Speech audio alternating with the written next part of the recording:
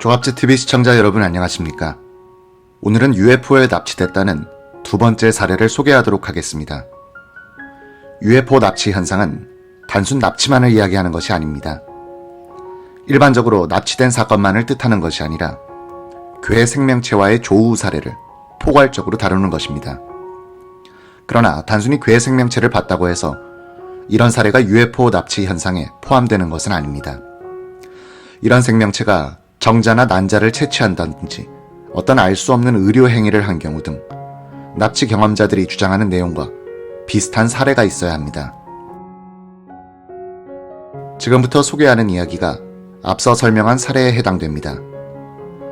존 맥, 하버드 의대 정신과 과장이 44세의 사회복지사 셰일라를 만난 것은 1992년이었습니다. 그녀가 오래전에 인턴으로 근무했던 병원의 정신과 의사가 그녀를 맥 박사에게 소개했습니다. 보스턴 출신의 이 여성은 8년 전 어머니를 잃은 뒤부터 이상한 악몽에 시달렸습니다. 그는 이를 전기꿈이라고 표현했습니다. 맥 박사는 이 사례를 소개하며 정신과 의사들이 UFO 납치 피해자들의 이야기를 들어주는 과정에서 발생하는 문제점을 지적했습니다. 정신병의 한 종류로 그냥 치부해버린다는 것이었습니다. 이 내용은 조금 뒤 더 자세히 다루도록 하겠습니다. 셰일라는 어머니와 매우 가까운 사이였습니다. 그의 어머니는 1984년 1월 동맥 내막 절제 수술을 받은 며칠 뒤 뇌경색으로 숨졌습니다. 그는 이때부터 무언가 감정적으로 불안정해졌습니다. 의사들이 어머니를 제대로 돌보지 않은 것 아닌가 하는 분노가 생겼습니다. 어머니의 무덤 관의 볼트가 제대로 잠기지 않아 윗부분이 열려 며칠째 방치되는 것에도 분노했습니다. 얼마 뒤인 2월 9일, 그녀는 악몽을 꿨는데 이를 일기장에 적었습니다. 온몸에 전기가 흐르는 것 같았고 움직일 수가 없었다고 했습니다. 누군가가 자신을 쳐다보고 있는 것 같다고 적었습니다. 악마가 몸 안에 들어와 이를 통제하는 것 같았다고 했습니다. 1984년 3월 어느 날, 그녀는 또 하나의 악몽을 꿨습니다. 그는 맥 박사를 만나기 전에 그에게 편지를 쓰며 이날의 일을 소개했습니다. 글의 일부를 소개하겠습니다. 반짝 빛나는 불과 시끄러운 소리 때문에 잠에서 깼다. 소리는 고음이었고 일정 간격을 두고 계속 이어졌다. 빨간색 불빛이 보여 깜짝 놀랐다. 다른 침실과 화장실 문이 다 열려 있었다. 이 불빛들은 우리 집 창문 모든 방향에서 들어오고 있었다. 이때 나는 등을 뒤에 두고 누워 있었다. 무서웠다. 그러다 몸을 일으켰는데 여러 명의 작은 사람같이 생긴 것들이 복도 오른쪽에서 다가오는 것을 봤다.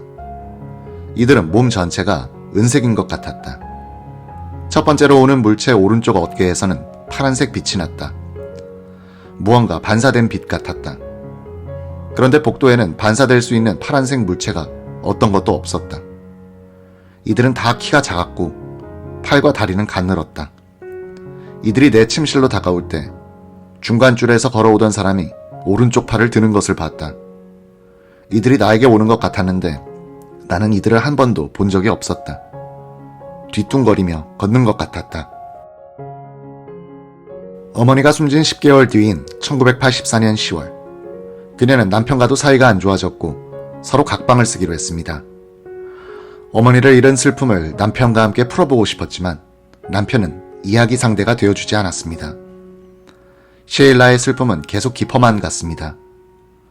그는 1985년 7월 17일에는 아스피린 한 통을 사서 20알을 먹기도 했습니다. 몸이 조금 아프고 귀에서 소리가 나는 것 이외에 큰 일은 발생하지 않았다고 합니다.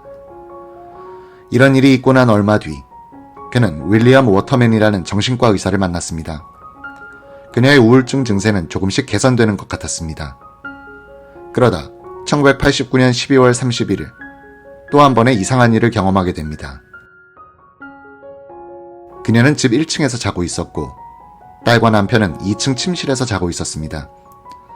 1984년 때처럼 큰 소리가 들리더니 온몸에 전기가 흐르는 것 같았습니다. 이번에는 작은 사람들을 보지는 않았다고 했습니다. 그는 이 일이 발생하기 전까지는 1984년 자신이 본 것이 꿈이라고 생각했지만 꿈이 아니라 실제로 발생한 일이라는 것을 알게 됐다고 했습니다. 1985년 그녀가 살던 지역신문에 UFO가 목격됐다는 기사가 실렸습니다. 목격 장소는 어머니의 무덤 인근이었는데 그녀는 자신이 겪고 있는 일이 UFO와 관계가 있는 것 아닌가 하는 생각을 하게 됐습니다. 셰일라의 상황이 개선되지 않자 워터맨 의사는 그를 보스턴의 한 병원에서 활동하는 G라는 의사에게 소개했습니다. G는 셰일라를 R이라는 정신과 의사에게 다시 소개했습니다. R이라는 의사는 셰일라가 고등학교 때 머리 오른쪽에 작은 부상을 입고 며칠 동안 구토를 하고 빛에 민감한 반응을 보인 것을 확인했습니다. 정서 불안 증세가 있는 것으로 봤습니다. R 의사는 분노장애나 외상 후 스트레스 장애가 있는 가능성도 검토했습니다. 어머니의 죽음으로 트라우마에 걸렸을 수 있다는 것이었습니다. 셰일라의 정신감정을 한 G와 R은 그의 지능이 평균 이상 혹은 높은 단계에 속한다는 점을 발견했습니다. 셰일라는 1990년 8월부터 1992년 7월까지 총 24회 R 의사 및 G 의사를 만났습니다. 진료 시간은 1시간씩이었고 최면 치료가 약 15분씩 진행됐습니다. 이 의사들은 셰일라가 하는 이야기를 전혀 믿지 않는 것으로 보였습니다. G 의사는 개인적으로 나는 UFO를 믿지 않는다라고 셰일라에게 말했다고 합니다. R 의사는 진짜로 화성인을 믿는 건 아니죠? 라고 묻기도 했습니다. 셰일라는 화성인이라는 표현을 쓴 적이 없었다고 합니다. 정신과 의사들이 갖고 있는 선입견을 보여주는 하나의 사례입니다. 1992년 7월 31일 두 의사는 셰일라의 치료를 중단하기로 했습니다. 셰일라는 이 무렵부터 맥 박사를 소개받아 연락을 취했습니다. 첫 번째 만남이 있기 전 편지로 상황을 설명하기도 했는데 그는 과거 정신과 의사들이 자신의 이야기를 들어주지 않아 힘들었다고 했습니다. 맥 박사는 셰일라와 1992년 9월 21일, 10월 12일, 11월 23일 총 3차례 만나 최면요법을 진행했습니다. 워터맨 의사도 두 번째와 세 번째 만남에 같이 참여했습니다. 맥 박사는 최면에 들어가기에 앞서 1984년 3월 방에서 괴물체를 본 것을 묘사하는 그림을 그리도록 했습니다. 이후 최면에 들어가 당시의 상황을 떠올리도록 했습니다. 소리와 불빛이 무서웠다. 11시쯤 잠에 들었던 것 같다. 매우 큰 고음의 소리가 들렸다. 이 소리보다 더 크게 소리를 칠 수 없었다. 모든 곳에 있는 창문에서 깜빡거리는 붉은 불빛이 들어왔다. 남편 짐은 죽은 사람처럼 자고 있었다. 그의 입은 벌어져 있었는데 불빛이 그를 더 웃기게 생긴 것처럼 만들었다. 이것들이 복도에서 다가오고 있었다. 이들 중 한 명이 손을 들었는데 서로 사인을 주고받는 것 같았다. 팔과 다리는 가늘었다. 이들 중 2명은 내 쪽에 서 있었고 한 명은 남편 옆에 서 있었다. 셰일라는 체면 상황에서도 공포에 떨고 있는 것 같았습니다. 그는 정말 보고 싶지 않아, 너무 못생겼어 라며 소리치기도 했습니다. 이 물체들의 눈이 매우 컸고 머리카락은 없었다고 했습니다. 그녀는 지금 그녀가 있는 장소가 자신의 침실 같지 않다고 했습니다. 맥 박사가 그것이 무슨 뜻이냐고 묻자 셰일라는 무슨 책상 위에 누워있는 것 같다고 했습니다. 책상이 딱딱하다고 했습니다. 셰일라는 움직일 수가 없었다고 반복해서 말했습니다. 이 생명체들이 이마에 바늘들을 꽂았다고 했습니다. 처음에는 아팠는데 갑자기 편안해졌다고 했습니다. 그런 다음 왼쪽 다리 옆에 바늘을 꽂았다고 합니다. 제발 빼달라고 소리치고 싶었지만 소리가 나오지 않았다고 했습니다. 이런 다음 갑자기 더 많은 괴 생명체들을 봤다고 했습니다. 옷을 완전히 벗고 있었기 때문에 수치스러웠다고 했습니다. 그러자 한 명이 전동 면도기 같은 것을 들고 다가왔다고 했습니다. 이것을 갖고 배를 문질렀는데 이 물체는 차가웠다고 했습니다. 이 면도기 같은 물체가 오른쪽 배 아래쪽을 눌렀다며 자궁이나 맹장이 있는 쪽 같았다고 했습니다. 그는 이 물체는 배 반대쪽 방향으로 움직였는데 코끼리가 한 발로 서서 중심을 잡는 것처럼 움직였다고 했습니다. 이 물체가 내 뱃속에서 무언가를 빨아내고 있는 것 같다고 했습니다. 이후 그녀는 더 이상 기억을 떠올리지 못했습니다. 11월 23일 세 번째 최면 치료가 진행됐습니다. 셰일라는 지난 두 번의 치료 이후 조금씩 안정을 되찾는 모습을 보였습니다. 자존감을 되찾아가는 것 같았고 감정에 몰입하는 것이 아니라 당시 상황에 집중하는 모습을 보여주었습니다. 이날 치료는 1989년 12월 31일에 일어난 일에 초점을 뒀습니다. 우선 일기장에 적힌 이날의 상황을 소개하도록 하겠습니다. 혼자 있는 게 무서웠다. 남편과 딸과 멀리 떨어진 1층에서 자고 있었다. 자다 깼는데 비디오 플레이어에 12시 2분으로 표시돼 있었다. 폭죽 소리가 나서 무서워서 깼다. 옆집에 있는 사람들이 파티를 하는 것으로 생각했다. 그러다 불빛이 집 안으로 들어왔는데 너무 밝았다. 맥 박사는 비디오 플레이어에 집중해 기억을 되살려 보기로 했습니다.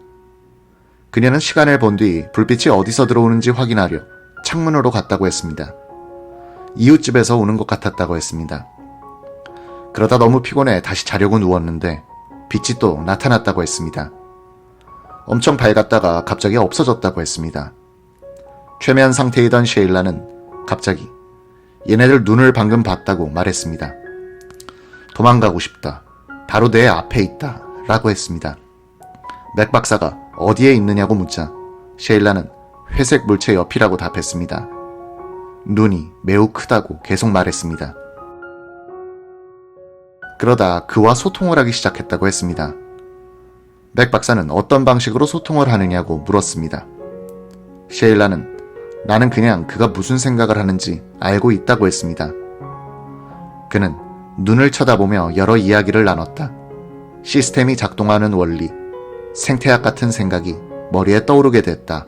라고 했습니다. 맥 박사는 정신심리학이라는 것은 감정 변화를 특정 증세의 원인으로 보는 경향이 세다고 했습니다.